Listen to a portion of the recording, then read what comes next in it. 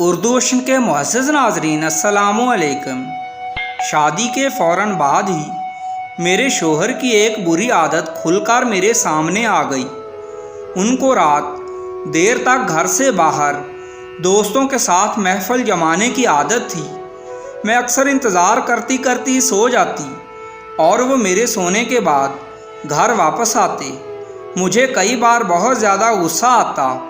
یہ بھی کوئی بات تھی کہ نئی نویلی دلہن کو چھوڑ کر سارا وقت پہلے دفتر میں اور ساری شام دوستوں کے ساتھ گزار دو، مگر میں سوائے منہ بنانے کے اور کر بھی کیا سکتی تھی۔ یہ اور بات ہے کہ وہ میرا بہت خیال رکھتے تھے اور منانے کا جو فن ان کو آتا تھا شاید ہی کسی کو آتا ہو۔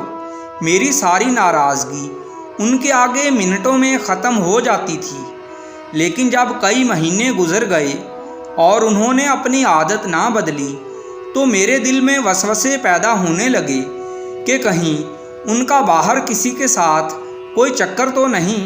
یہ سوچنا تھا کہ میرے اندر عورتوں والی ساری حصیں ایک دم بیدار ہو گئیں۔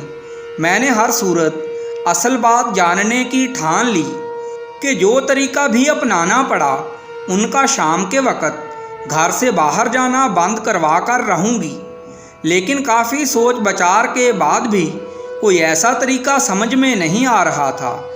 آخر میں ایک ہی حربہ سمجھ آیا، ناراض ہو کر میکے جانے والا۔ لیکن ایسے کیسے چلی جاؤں؟ اگر وہ مجھے لینے نہ آئے تو میں کیا کروں گی؟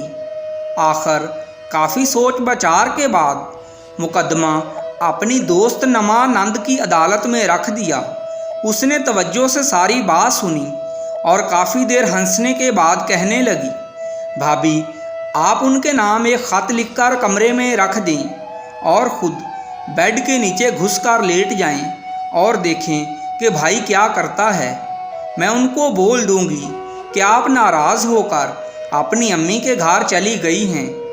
آئیڈیا اتنا اچھا تھا کہ فوراً دل کو لگا۔ شام کا وقت تھا۔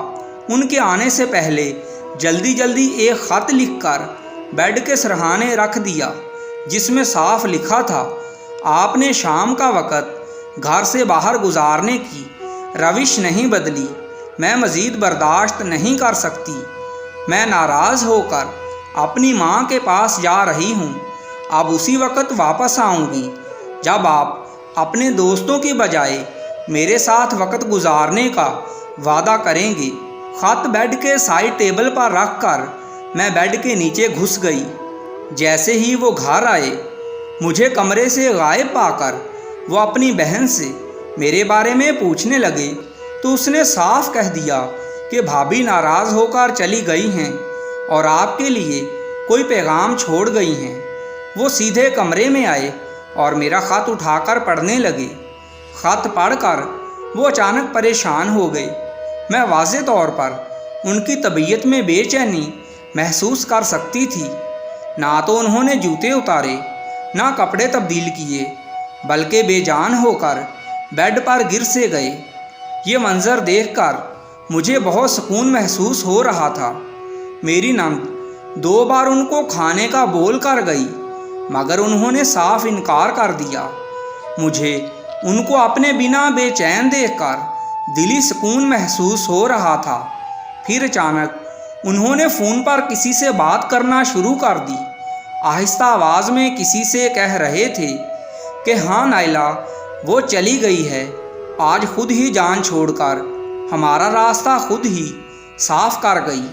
بہت سار کھاتی تھی، اب آرام سے ملا کریں گے، بلکہ کل تمہاری طرف سونے کا سوچ رہا ہوں۔ اپنا خیال رکھنا، بعد میں بات کرتے ہیں۔ مجھے آج معلوم ہو چکا تھا کہ وہ کیوں روزانہ رات دیر سے گھر آتے تھے۔ میں اپنی قسمت پر پھوٹ پھوٹ کر رو پڑی۔ اچانک موبائل کی روشنی مجھ پر پڑی۔ وہ بیڈ سے نیچے جھک کر میری طرف دیکھ کر کہنے لگے کہ آ جاؤ باہر، اب بہت ہو گیا۔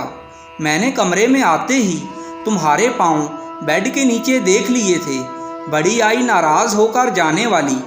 یہ کہہ کر انہوں نے میرا ہاتھ پکڑ کر مجھے باہر نکالا، مگر مجھے سکون کہاں تھا۔ نکلتے ہی پوچھا کہ وہ نائلہ منحوس کون ہے جس سے ابھی بات کر رہے تھے، تو انہوں نے زور سے کہا لگا کر اپنا موبائل میرے ہاتھ میں تھما دیا کہ دیکھ لو، میں نے تو کسی کو کال کی ہی نہیں۔